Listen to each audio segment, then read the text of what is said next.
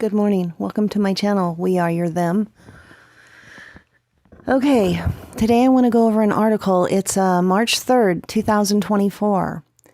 And today I want to go over an article that I came across in my research trying to figure this out. And I watch a lot of Carlin Borsenkio, and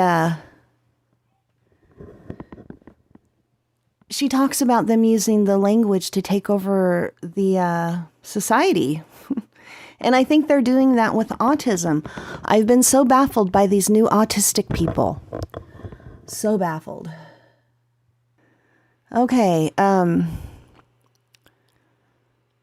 think that the new autistic people remind me of the same talking points, the same mentality as the transgendered people.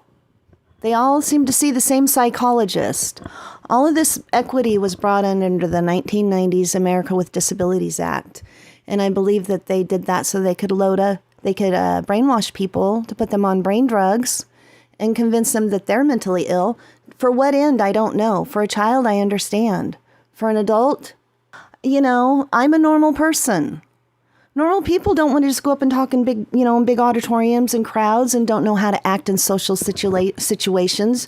You don't think that we sit around and run things through our head that we're going to say when we, meet somebody new or have something come up? You don't think I do that when I try to do these videos and I look very autistic doing them? But I can guarantee you, I'm not autistic. I'm normal. You're probably not autistic. You're being brainwashed. And the real handicapped people are the ones that are being left in the dust. Okay, so let's learn about autism. You can't draw a straight line from the initial description of many conditions, claustrophobia, for example, or vertigo, to their diagnostic criteria. Not so with autism. Its history has taken a less direct path with several detours, according to Jeffrey Baker, professor of pediatrics and history at Duke University, Durham, North Carolina.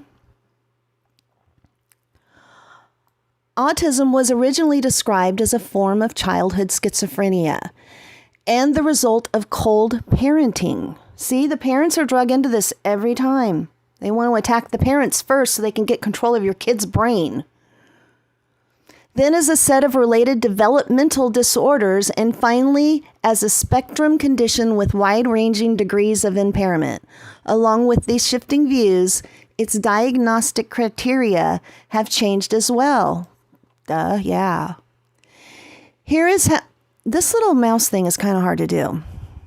Here is how the Diagnostic and Standards Manual of Medical Disorders, DSM, the diagnostic manual used in the United States, has reflected on our evolving understanding of autism. Okay, why was autism initially considered a psychiatric condition? When Leo Kraner, an Austrian-American psychiatrist and physician, first described autism in 1943, while Nazi Germany was going on, when they were learning about people's brains and everything else, he wrote about the children with extreme autistic aloneness, delayed echolalia, and an anxiously obsessive desire for the maintenance of sameness. He also noted that the children were often intelligent and had some extraordinary memory. So the first ones were very smart, and they had, they wanted to do the same thing over and over again, and they wanted to be alone. And I do not know what echolalia is. Let's go see what that is. Echolalia. Paste. Meaningless repetition of words just spoken by another person occurring as a symptom of mental conditions. And it's also repetition of speech by a child learning to talk. So children do that normally. That's why I'm saying they're making a lot of stuff that's normal, convincing people that it's not. And it will be very easy to take down a society once you control all the brains. You have everybody thinking they got mental conditions. Okay. As a result, Kanner viewed autism as a profound emotional disturbance that does not affect cognition.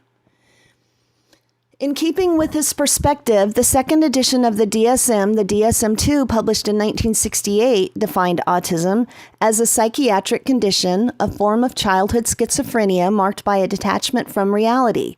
During the 1950s and 60s, autism was thought to be rooted in cold and unemotional mothers, whom Bruno Bettelheim dubbed refrigerator mothers. When was autism recognized as a developmental disorder? So now we're back to developmental things. The refrigerator mother concept was disproved in the 1960s and 70s as a growing body of research showed that autism has biological underpinnings and is rooted in brain development. The DSM-3, published in 1980, established autism as its own separate diagnosis and described it as a pervasive developmental disorder distinct from schizophrenia. So they took it from the other ones and they made it into its own thing in the 1980s. Prior versions of the manual left many aspects of the diagnostic process open to a clinician's observations and interpretations. That's how it is now. But the DSM-3 listed specific criteria required for diagnosis. It defined 3 essential features of autism: a lack of interest in people, severe impairments in communication, and bizarre responses to the environment, all developing in the first 30 months of life. See how they changed this around at their whim? Okay, how long did this definition last? The DSM-3 was revised in 1987, significantly altering the autism criteria. It broadened the concept of autism by adding a diagnosis at the mild end of the spectrum. Pervasive developmental disorder not otherwise specified, PPD-NOS, and dropping the requirement for onset before 30 months. So they changed that all up. Even though the manual did not use the word spectrum, the change reflected the growing understanding among researchers that autism is not a single condition, but rather a spectrum of conditions that can present throughout life. The updated manual listed 16 criteria across 3 previously established domains, 8 of which had to be met for diagnosis. Adding PPNOS allowed clinicians to include children who didn't fully meet the criteria for autism, but still required developmental or behavioral support. So they're just bringing anybody in. I think the old AD, well, they still have ADD because a lot of these new autistics also have ADD. When was autism first presented as a spectrum of conditions? The DSM-5, released in 1994 and revised in 2000, was the first edition to categorize autism as a spectrum. This version listed 5 conditions with distinct features. In addition to autism and PPD-NOS, it added Asperger's disorder, also at the mild end of the spectrum, childhood disintegrative disorder, CDD, characterized by severe developmental reversals and regressions, and Rett syndrome affecting movement and communication primarily in girls. The breakdown echoed the research hypothesis at the time that autism is rooted in genetics and that each category would ultimately be linked to a set of specific problems and treatments. Why did the DSM-5 adopt the idea of a continuous spectrum? Throughout the 1990s, researchers hoped to identify genes that contributed to autism. After the Human Genome Project was completed in 2003, many studies tried to zero in on a list of autism genes. They found hundreds, but could not link any exclusively to autism. It became clear that finding genetic underpinnings and corresponding treatments for the 5 conditions specified in the DSM-5 wouldn't be possible. Experts decided it would be best to characterize autism as an all-inclusive diagnosis ranging from mild to severe. At the same time, there was growing concern about a lack of consistency in how clinicians in different states and clinics arrived at a diagnosis of autism, Asperger's syndrome, or PDD-NOS. A spike in autism prevalence in the 2000s suggested that clinicians were sometimes swayed by parents lobbying for a particular diagnosis or influenced by the services available within their state. To address both concerns, the DSM-5 introduced the term autism spectrum disorder.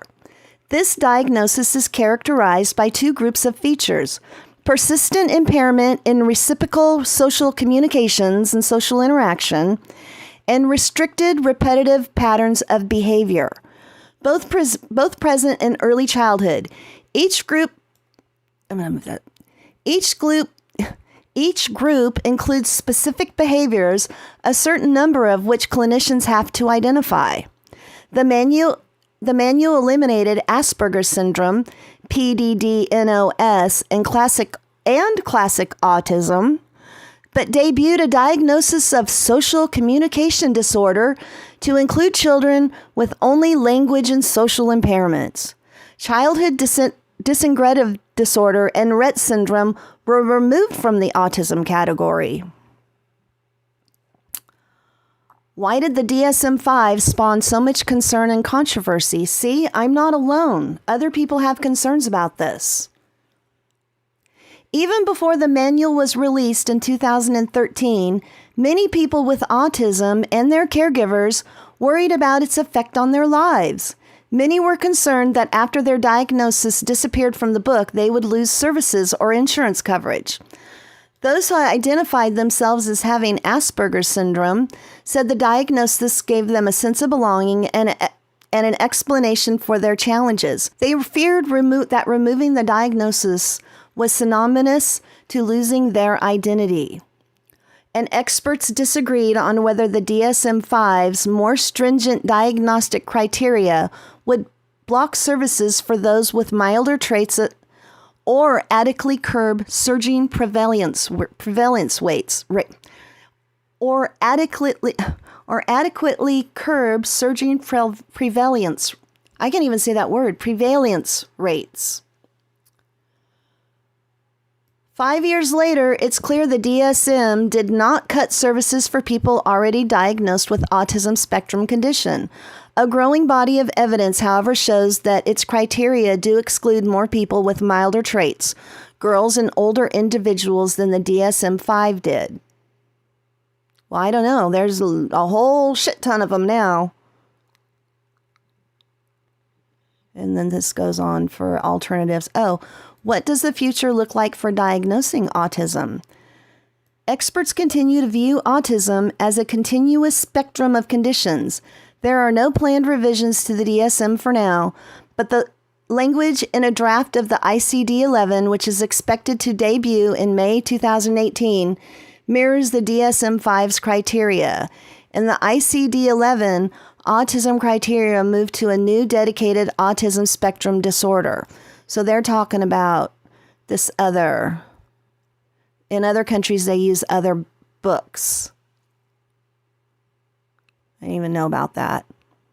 Now, autism is the new in thing. You remember back when the kids were getting tics from TikTok?